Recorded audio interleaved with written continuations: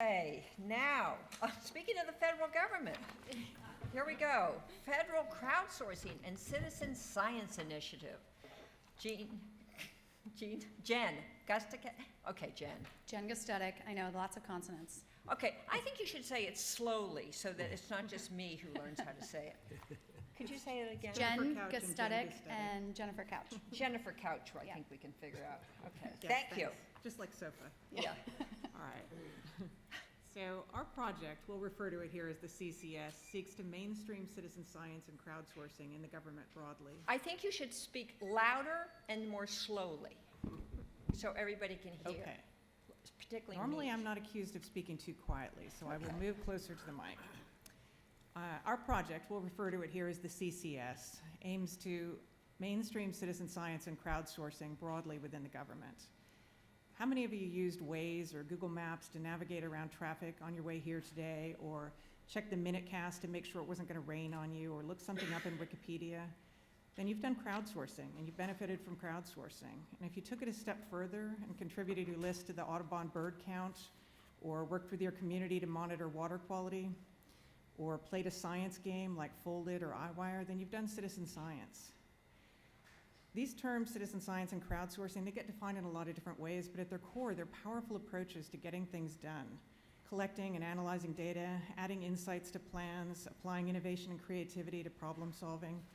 Now imagine us using those tools and those approaches in the government to do our work. Partnering directly with the public to catalog the nation's archives, manage natural resources, promote education, carry out scientific research, rapidly assess changes after a natural disaster. I'm from the NIH, where I'm working to reduce the burden of disease and promote health, and Jen here's from NASA, developing technologies for future human and science missions. But we're not really here alone. We're joined in spirit by over 300 of our colleagues from across 60 different federal agencies, working both within Washington and across the country to carry out our diverse missions. We're partnering with the public using citizen science and crowdsourcing to do our complicated and diverse missions. And doing this wasn't easy. There are technical challenges and there's well-meaning regulations developed in a different era. And it's not easy to work across federal agencies. It was hard for us even to find each other, to find resources and expertise. So we formed a small group and we grew this into a community of practice, a grassroots effort, adaptable and with networked governance. And we needed resources, methods, case studies, metrics. So we shared those at first around a table, and then we built them into online resources, a catalog, case studies, tools. We shared these with each other and then with our colleagues and our different agencies, and then ultimately with the public.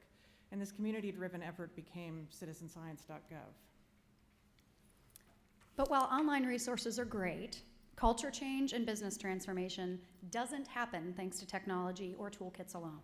It happens because people learn new ways of working and trust that it will be worth their time and effort to implement that way.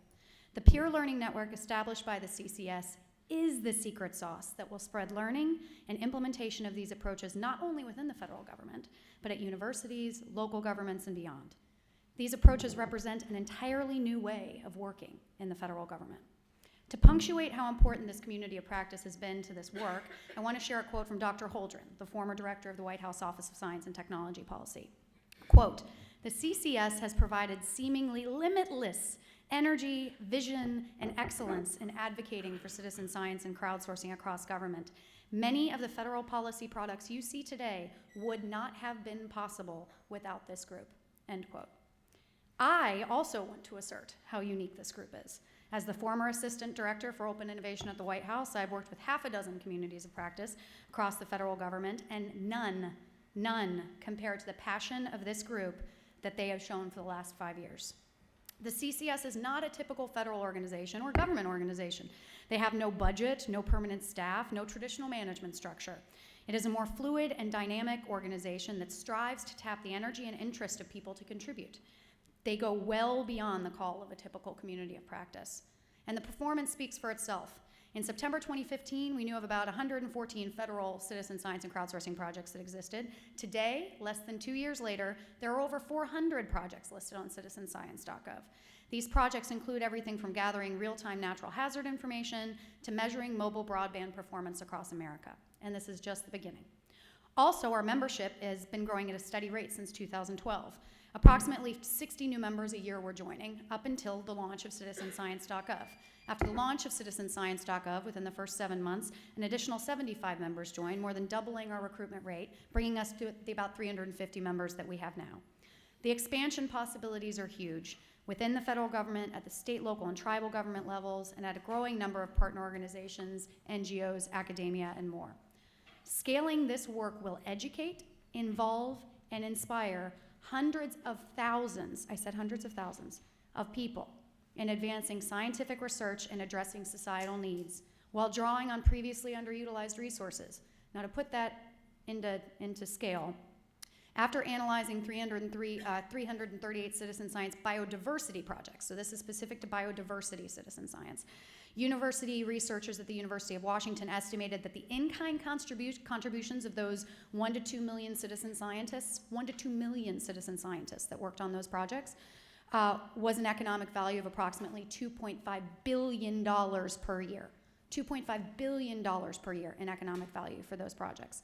This finalist nomination is a shining example of how new ways of working in government is unleashing a new era of public participation in government, creating the potential to engage hundreds of thousands of people in thousands of high-impact projects. This is the definition of impact and scale for a new way of working in government and is transforming the cultural fabric of government itself. The use of citizen science and crowdsourcing has a great potential for scaling, but so does the learning and action network that this community has used to get there. It can and should be scaled to other innovation approaches. Thank you.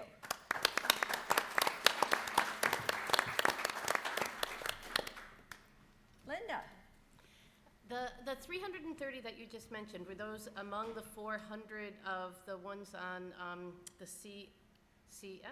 So I gave you CSCS? two numbers. So the 330 Yeah. is the number of members in our community of practice right now. Okay. The 400 plus are the projects, specific projects that are listed on citizenscience.gov. The final outcome data that you just listed to us. Oh, I yeah. thought you said Different. 330 Yeah. projects with a certain number of users and leveraging the billions Yeah, of good dollars. catch. So those, some of those, a lot of those were not federal government projects, right? So they were looking specifically to the biodiversity sphere of all the projects, citizen science projects that had happened in biodiversity. So you were using that stat to help us appreciate the potential. The potential.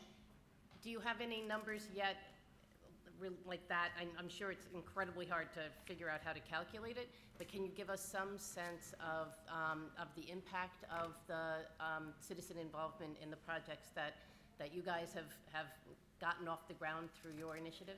So typically, at this point, and this is similar to how we talk about outcomes and kind of other innovation tool spaces right now, it tends to be on a project-by-project basis because they can all be so different. There are 3 general outcomes that we see from citizen science projects, citizen science and crowdsourcing projects. One would be accelerating scientific research. So you'll see science outcomes that you might not have seen otherwise, new discoveries that are enabled because of the extra time, work, and resources that citizens are able to involve in the scientific discovery process. You also see outcomes in addressing societal needs, things that are totally not science related, like measuring broadband access, right? Understanding where there actually is, what the broadband speeds are that are available around the country through a crowdsourcing project. And the third area is enhancing STEM literacy and education outcomes, where you see a lot of projects that are focused in on, like the Coco Ross project, which is a rain and precipitation measurement project that has 20,000 participants from around the globe, where in many instances there are classrooms of students taking those measurements every day. And the students are not only learning about the rain cycle, but their data is being used to actually inform weather models at NOAA. And so they know that what they're doing, their learning, is actually being reincorporated and used by the federal government. And that makes that learning much more meaningful than just an experiment that is kind of sitting alone in a silo that's not incorporated into a broader scientific effort. What's the process for outreach on a project? How did you get those 20,000 classrooms engaged? So the process for each project is a little bit different. It depends on the goals and exactly what we're trying to accomplish. So some of these projects come to us from the community who has an interest in, maybe understanding water quality or soil contamination or something like that, and they need to work with an academic researcher who, can work with them to do the measurements and do the science. Sometimes we see them going out broadly, like via a game interface where millions of people might play an online game and have that kind of an outreach. We work directly with organizations like SciStarter to market out some of these projects broadly on their platform, and then one can find them on citizenscience.gov. And many of those actual techniques are what are incorporated into our toolkit that we built. So on citizenscience.gov, there is a toolkit that includes case studies and step-by-step instructions. One of the sub-steps is around community engagement and outreach, right? So some of the sharing of the nuances of different project types that learning is captured within the toolkit that's available for the broader community to leverage. Yes, Pete? So this is another one of those applications that I'm wondering what's most innovative, the relationships that needed to be built to create some sort of technological solution or the platform itself. And both of those speak to the ability to replicate this. It seemed like that Holdren memo in 2015 was in some ways a turning point, at least in the way that you described the project. And so could you speak a little bit to, at least at the federal government level, how these relationships can continue to be developed, and then how unique is this citizen science platform? So it's not so much the platform per se, it is this community, this ecosystem that we've created. Right. And what can be replicated here, in addition to the hundreds of projects that are already out there using citizen science and crowdsourcing, supported by our different agencies, the communities of practice can be replicated. So this federal community of practice that we have has been replicated now in numerous federal agencies, and we can imagine that being replicated across other government spaces. But Can you just give one example of what that might look like? Sure. So the community of practice for the federal government is the 300 people in the 60 agencies. Right. Within my own organization, the National Institutes of Health, we have a community of practice for citizen science that is something like 40 people across our 27 different institutes. There are communities of practice in NOAA and EPA and various other agencies. Some of those evolved in parallel with the federal community of practice, and some of them were spawned because of the federal community of practice. And another note there to add is one of the partner organizations that we've added to the group to help kind of institutionalize this and take it away a bit from the volunteer labor, right? That all of these folks that are in the federal citizen science community practice are doing this other duties as assigned. They've built all of this with no budget and with their passion and with the ability to be super scrappy and put things together and get advocacy, create advocacy from above because of their passion below. One of the things that we've done in the last couple years is create a partnership with the General Services Administration, the GSA, to help create some more permanent infrastructure around the support of citizenscience.gov with a couple full-time employees, some procurement budget, in order to really support not only this community, but they manage 17 other communities of practice for prizes, for open data, for now AI. They've got 17 other communities of practice that are trying to do, honestly, the same thing that the citizen science community has done, and we did it quicker, faster, and more effectively than any other community of practice in the federal government has been able to do to date. And so they would like to learn across those communities of practice for other tools how to replicate many of the techniques that we used in this learning and action network. We've all been on a million working groups and a million communities of practice, some of which are active and useful and some of which that aren't. This has been remarkably active and useful, this method of convening and method of working across agencies. Thank you. What impact do you think the new administration in Washington will have on your community of practice? So it's still to be determined whether or not this will be a policy priority of the administration, this particular tool, but we do know that we have very strong and evidenced bipartisan support by the passage of the America Competes Act legislation in January that authorized the use of these tools, citizen science and crowdsourcing, across the entire federal government. They actually learned from in order to authorize that legislation, they learned from some reports that early came out of this community that identified the legal barriers to doing these types of projects within the government. The Paperwork Reduction Act, accepting volunteer labor, a variety of different issues that were addressed in this new legislation to be able to take down barriers and enable more of these projects from the federal government. Right. But, I mean, what I read, I mean, I'm really glad that you're here from NIH and they've increased your budget by $2 billion. But on the other hand, what I read is that they're reducing the amount of information that is on the number of sites, including the EPA and including NOAA and including other scientific sites.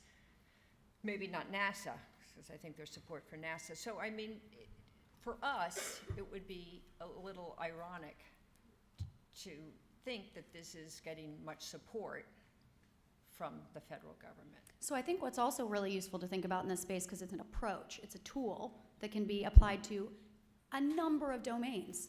So the FCC used it for measuring broadband. NASA uses it not just for, discovering new protoplanetary disks around potential stars, but many other things. It's not just science. There's NARA, the National Archives and Records Administration, uses it to digitize records.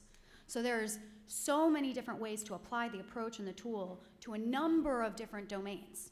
And that's part of the power of this approach as well. Yeah, this isn't a program with a budget. This is an Excuse approach me? that we use. It's not a program with a budget. It's an approach that we use to carry Right. out our work, and which is regardless of budget.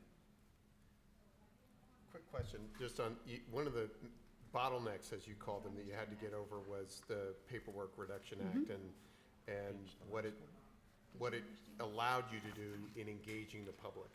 Was your ability to navigate that, is that a kind of a once and for all for similar types of communities in practice, or is every other community in practice that wants to engage the public on these kinds of crowdsourcing initiatives going to have to go through this same thing? That's a really good question, and this is a unique part of the citizen science and crowdsourcing tool, that there does tend to be a lot of data collection in the types of work that happens with citizen science and crowdsourcing, which is unique from like a prize where they might be using data in order to create a product or a tool, but they're not necessarily collecting it. And collections is where the Paperwork Reduction Act is triggered. We've seen some agencies, like the Environmental Protection Agency, did a generic ICR. So what does that acronym mean? An information collection request. That's the notorious process in the government that can take 9 months to get a survey approved from the OMB before you can go ask 10 people, more than 10 people, the same question, which when you're talking about surveying or collecting data, that would seem to be a huge barrier, right? EPA actually went through the process of creating a generic ICR, which took them the 9-month process to do, but now every new project that comes out of EPA only has to go through a 2-week fast track process to do that. So that at this point is not a barrier that was like completely taken down by the law, the new authorization, because there is a role for the Paperwork Reduction Act to make sure we're not going out and collecting data that isn't relevant or is too burdensome or isn't tied to the research objectives. There's a reason for doing that deep analysis on the data you're collecting, but we can do it quicker, and that's how agencies are figuring out how to get the generic processes in place to be able to do it quicker. Thank you. Well, I want to thank you so much. I wish you all the best of luck. It really is exciting to get the crowdsourcing and learn science better and get people involved. So all the best to you.